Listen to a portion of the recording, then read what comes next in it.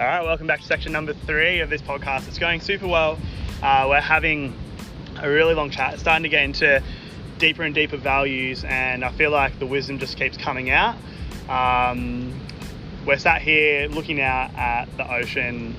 It's powerful and beautiful as usual, and it just seems to be encouraging this conversation more and more. So let's continue with basically right where we were. We were just talking about being human around people, and I asked you, what did that mean to you?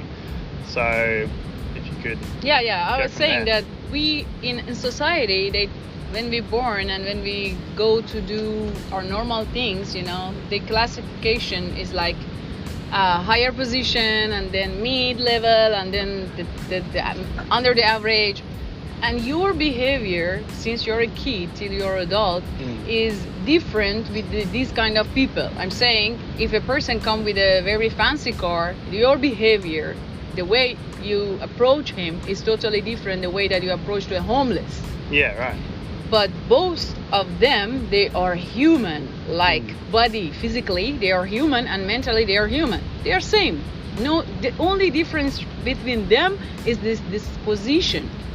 And if you have this power to put this position aside and see all of them as a normal human, as the same position as a human, your attitude will be totally different with them, and you will see all the same, and your attitude is the same with them, and really it is a different experience. If you can try it, you will see. In Little Corn Island, I was before in Iran or in other part of the world that I was working, like in Dubai, in Turkey, in a penthouse. I was living in Dubai, so I never, say hi even to my driver. So it's a little bit different to Little Corn Island, isn't it? Yeah, now I go to the Little Corn Island, and the person over there, they are not even educated, even they cannot talk normally. Some of them, their language is, I don't know, it's not even English and Spanish, mix of English and Spanish. Yeah. And I was sitting with them and enjoying the sunset without even talk. Sometimes I start to make communication by touching their hands, to feel that connection between us. And I was missing my life, and I was going through many traumas those months. And it was a girl that was working in that hotel, and she was cooking very well. And after a while, we could just hug each other and cry without talking to each other. She cried too? She cried yes, because she had, for example, a long day and had a fight with another employee, and she was sad, and I said, hey, ¿qué pasó? What happened? Oh, was this before you could speak Spanish? Yes, I couldn't speak Spanish when you that first much arrived well. in Corn Islands, you couldn't speak the language? Not that much, no. So a valuable form of communication for you is actually a physical form of communication. Yes, it's little waves, touching hands, yes, hugging a chef that had a long day, so you could both cry together. For me, hugging chef, oh my God, I couldn't say hi even. Who you are? Oh, go to take your distance, Yeah. I was like that. No respect to myself. Actually, I can see it is not respect to the people. If you don't know the meaning of the respect if you don't do it, Yeah. And I really don't remember the last Shima that I was. In Iran Shima? Or? In Iran, it doesn't matter the location, it's about the age, Yeah. When I started to change, I started about when I was 32, and that moment I was in Iran. After that, I was living in Iran 3 years when I had been changed. But every year you get more changes, depends what's your experience, how much deep you go inside. And every day I ask myself questions and question my behavior, question my attitude that I do, and that works. So where do you do this questioning? What do you mean? You said every day you question your behavior and your attitude. Is that something that you just do on the fly? Like, do you do it while you're just going along? You stop to take a moment before you choose to do things, or do you have any tools that you use to help you do this self-questioning? When you do it every day, it will become a habit, and you will catch your hand, like sometimes in the middle of the conversation you say something, or suddenly somebody passed and say hi to you, and you say just you are busy and say hi without smiling. And now is easy for me to check on myself exactly in the moment. Sometimes before it was taking time 2-3 days after I did it, I would check on myself. But now, for example, if somebody say hi to me and I'm so busy and I pass, I will go in a 5 minutes or less. I will go back and I say, "Oh, sorry, I didn't see you," or I start for 1 minute to talk and chat with them, and that brings a smile on their face. Yeah. Just Yeah, it makes people happy when you go back and be vulnerable and admit that you didn't act the way that was your true self. And it's a very good feeling just when you say, "I'm sorry, it's my bad." Yeah. Yeah. I never said that word, Yeah. and that's a lot. And people forgive you quickly as well. Oh my God, they are full of love. Yeah, when you give like an honest opinion and say Yeah. sorry, because you're being loving towards them by saying sorry, so they instantly feel the same And way. you mean it, I think what I want people to know though is like, because you said you started off where it would take you like 3 weeks sometimes to think about something, or 3 days, or yes. but now it's a matter of as little as 5 minutes or even less sometimes. How did you start practicing it? Like, what was the turning point that made you realize that? And is there a tool? Like, for example, for me it would be something like journaling. Like, active journaling is something that I would use to try and get to that point of self-reflection, like daily even, or day and night if you can do it. I found that to be very useful and beneficial as a way of reflecting on my own actions and then making them a little bit more morally sound the next day. So do you have something like that you do? Like, is there, what triggered this change for you? I started to go to therapy 5 years ago, a group therapy. It was like a workshop in Iran. And it all started from that day that I started. And after 2 years therapy, group therapy, and 1 year every week, 1 by 1 therapy with another therapist that I had, it was going deep inside when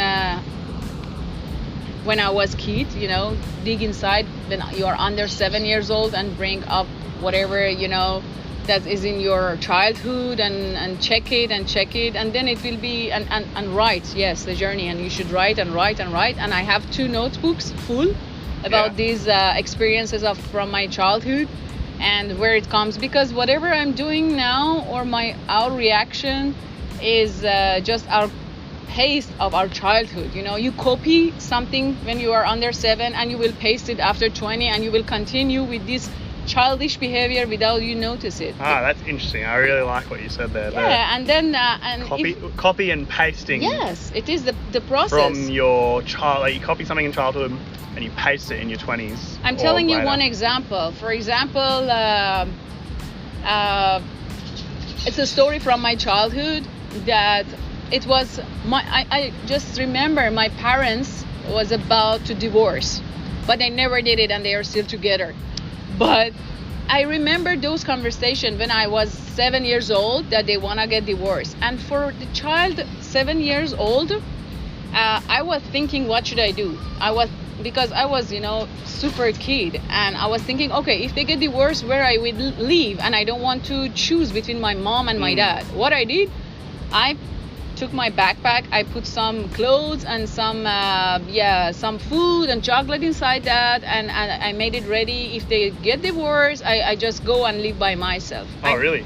I'm telling you, still till maybe last year, I had my backpack with me, like mentally. In each relationship I went with that backpack, and I was sitting beside the door to go with that backpack, always ready to go, That's metaphorical. Yes, yeah. and all our childhood brings us these traumas. If we go back and see why we are doing the things right now, we are just little kid. But you know how I cure it? I talk with my inner child. I said, okay, babe, you are not 7 years old again. You are adult, and I'm here to take care of you, and nothing will happen. Put that backpack down. And for the first time after 35 years old, I put that backpack down, and you can't imagine that how it was heavy, that backpack, that little backpack from 7 years till now. Yeah, that's a long time to carry it. That's why. It's a lot. And it was the reason of all my breakup in my relationship, in my different jobs, from one job to another job, from one city to another city. I was always moving. And even in my own house, I didn't feel belongs. It was my home, but I didn't feel belonging, So it is the story of copy and paste for all of us. If we go, it's a lot of details. Yeah, I guess the magic comes from removing what's copied from your script in some way. You need to solve it. You need to go to the scene that it happened, to the moment that you copy that thought, and correct it. Yeah, right. So you feel like it's very valuable to revisit at least and try and find which were the troubling moments. Because I think some people don't even know or haven't taken the time to reflect on what was the turning point or the difficult moment, let alone trying to figure out how to that takes a lot of time. Yeah, thought, of course. deep, maybe helps, Yeah, so there's lots of ways you can go about that, isn't there? Like, you obviously you could go to like the sessions, like what you went to, talking with yourself, talking with your inner child was a tool you said. Writing is an amazing way of talking with yourself, because it's actually like you can pretend the book is you. Like it's an awesome tool. One thing that it makes me really think about is like, I wrote at the very beginning of this about travel being a way of escaping, because I feel like that's something that a lot of travelers don't really give account to, is that they've turned this hard, difficult part of their life into something that's actually like quite positive. And a lot of amazing things come out of traveling, out of this escape. It's kind of ironic in a way, because it's like running towards an answer to your problems, I guess. That's not really phrased very well. How will I put this? I feel like a lot of travelers are trying to escape something, but in the process of escaping, they find what they were looking for in the end anyway, and often discover a deeper part of their identity which helps them to solve what they were running from in the first place. I think it is it's familiar for me, because when I wanted to immigrate from Iran, to move totally out, my therapist told me that, are you really moving or are you going to escape? He asked me this question. Are you going to escape from your family, your country, or you're going really to have your own goal? What's your goal? Make it clear for yourself. And that moment I said, no, I'm moving. Who said I'm escaping? No way. And when I came out, I brought all that country and that family with me here. They were living in my mind, They're everywhere with me. In mind, it's not about the love. It's about you carry all your culture, tradition, people, friends, those chit chat in your mind. You will always have a meeting in your mind with all of them. So you never get rid of this escape. You always are with them. The only way that you can be in peace is just start to delete this meeting from your mind and go and meet yourself inside. This journey you need more journey inside than journey outside, and then each present of you in any other places will be totally different experience. So you're starting working on the processing of your mind, and then that changes your outer experience. I was in Little Corn Island 2 years ago for my birthday for the first time. Yeah. And totally different experience when the next year I went there as a stranger. Yeah, right. So... What do you mean the next year you went there as a stranger? Like... Stranger to yourself? I went there like in opposition. The first year I went like birthday party and this thing, luxury life, I spent more than, $1,000 to do these kind of activities, and then I went there 2 months living without spending money as a volunteer, Yeah. And get to do the real low level stuff working. So I'm saying this different point of view that you have, even the same place will be totally different experience for you. So the first time it was so lovely, taking photo in Instagram videos, my life is different, it's so beautiful. And the second one is really totally different. The second trip, it was really me and that nature and that place. The people were different because I was living with them for 2 months. Could you speak their language now? You could speak Spanish by then? Yeah. Uh-huh. Yeah, I can. I bet that changed your experience a lot. It's easier for me now to communicate, and it's another language, and I like it. Yeah. would you, like, I guess this is my own curiosity, how would you say that learning the language changed your experience? Because this is something that I'd like to encourage people to try and engage in a little bit more. I myself have noticed incredible benefit in knowing the language of the local people, even if you just know like a little bit. For me, could already speak Spanish when I came here, but engaged in learning slang and localisms, and that even more so deepened the experience, like getting more engaged with the actual language of the people. You know, the slang is important too. What about you when you're in Corn Island for the second time? What were the differences between when you could and couldn't speak Spanish with It's people? not just Little Corn, it's about here as well. I'm just give you an example. Just imagine you're watching a movie with the best movie that they earn a lot of prize and these things, and it's very famous, but with a language that you don't understand. You don't understand the story. You will see the movie, but you cannot totally be engaged of that movie, what's happening there, what's the details, what's going on. It's kind of, you will lose that story totally. You don't know the story, what's going on. It's about the life as well. So you will see every beauty around and the people and they're chatting, but you don't know the deep really happening. You have the surface. It's kind of like watching a foreign movie with no subtitles. Yeah. So you don't get it. It's not as deep. The story isn't as deep. Knowing the language helps you to understand the story more deeply. Yeah.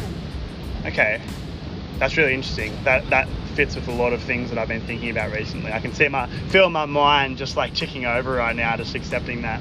Okay, so I remember one thing for me when I first started learning the language, and so I started to see how I could learn people's stories more. Do you have one of those that you can remember, like the first time you heard someone else's story in a country? Like, is there one where you heard like a Nicaraguan person's story for the first time, and can you remember it?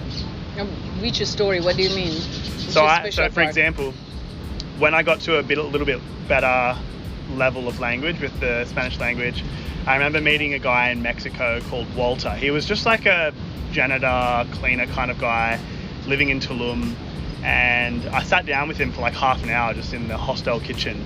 And previously I could never have had the conversation, and I would not know this story, nor is it like something that I would say changed my life a whole lot, but I just got to hear a few random stories. Like he told me a really sad story actually about his mother, no, not his mother, it was his wife, and his son had passed away in a plane driving accident. But he used to be a plane driver.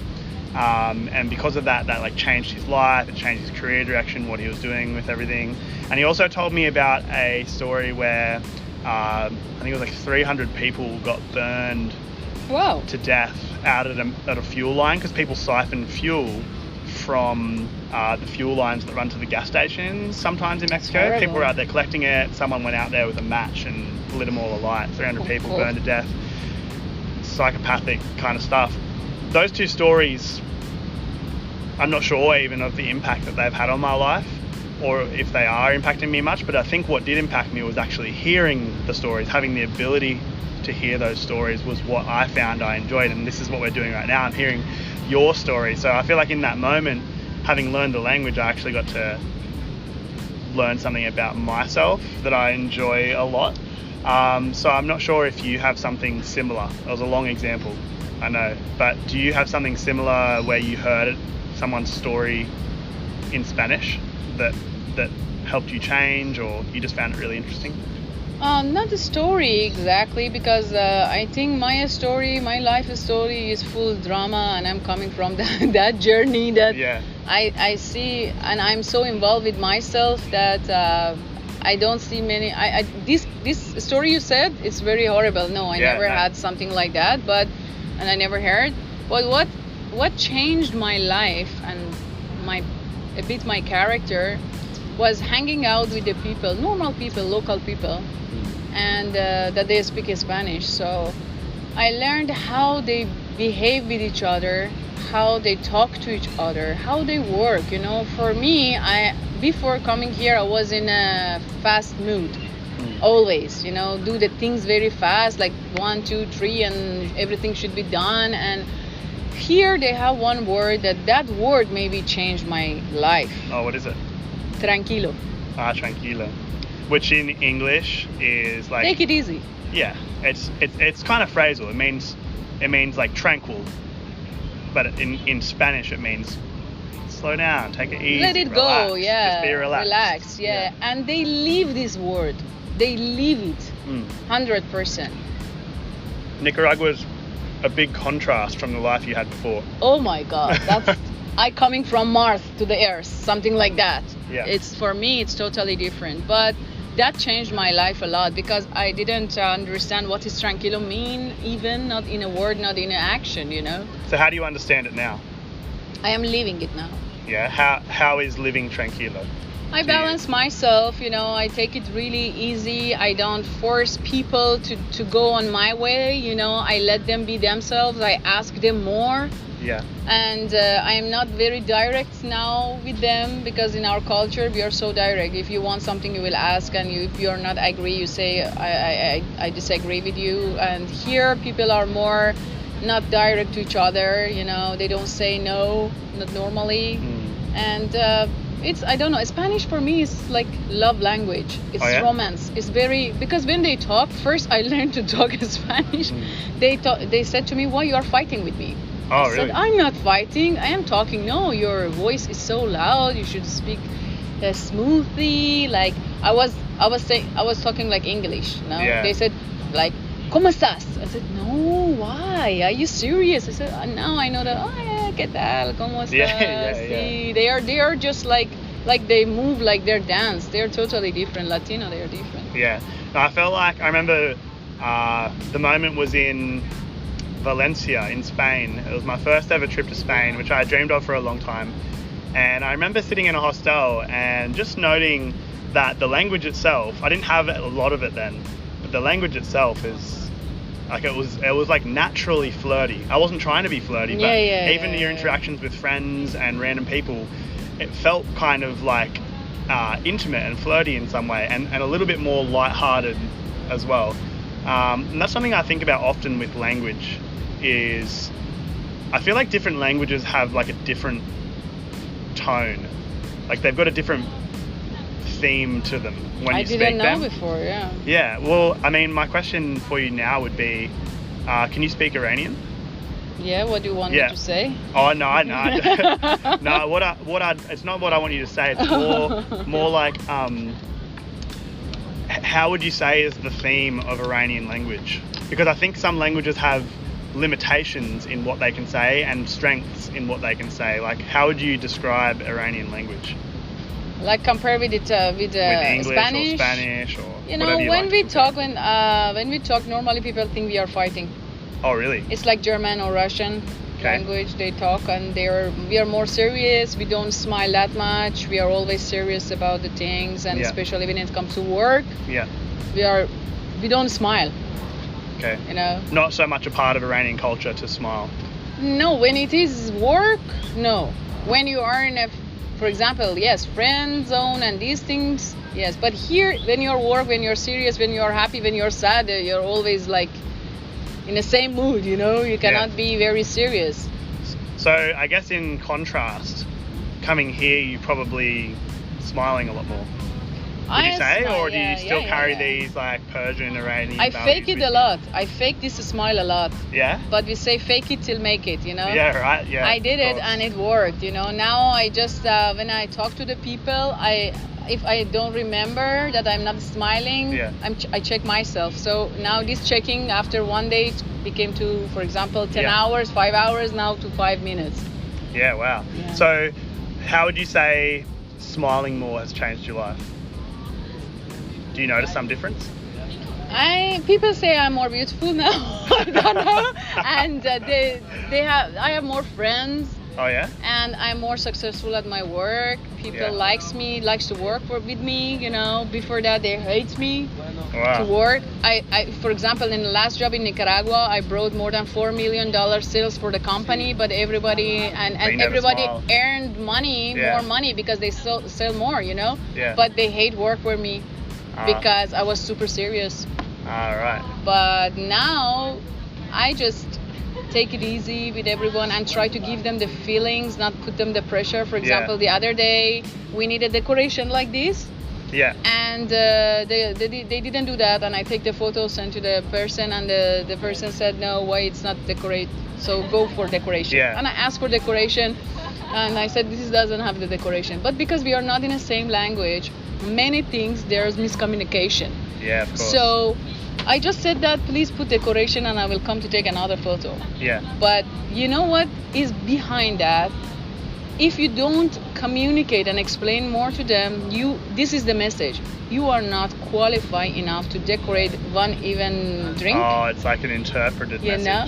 And I got one hint from comment from other person here. I said, before we didn't decorate anything, so because of that we didn't decorate. I said, no, it's not your fault. It's just another idea. We just want to do it, and it doesn't mean that you do bad. It's not at all. It's not related to the people. You are doing great, I was not like this before, I said, yes, you should know that, how stupid you are.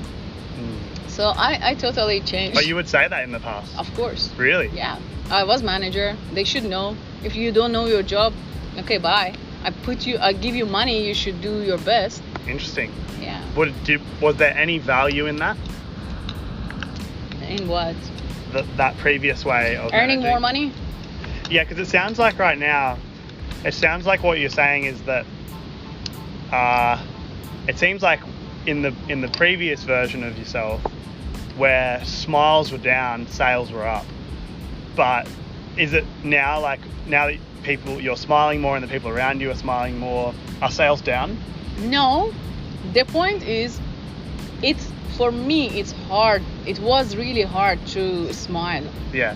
To change my character. Yeah. I should break myself to the pieces and again rebuild it based on another culture, It was really difficult for me, and I was trying to change the work, the position, the job, the people, instead of changing myself. But now I change myself, and for me, I have a lot of clients, I have a lot of people. Here, they recommend me to each other, so my life is easy. Instead of changing the world, I changed myself. It was hard, but it happened. Yeah, hard. It is hard work, and it's long, hard work, But it's an investment, Yeah. You do the invest once, and then you will earn it. Yeah. No, of course. So I feel like in this conversation so far, we've given people a lot of tools that would help with self-growth, that would help with escaping society's normal values, the benefit of travel, changing cultures and its change on you. And I think that what I'd like to do now is kind of wrap it all up and move into kind of the final section of the podcast, if that's okay with you. Perfect. Yeah.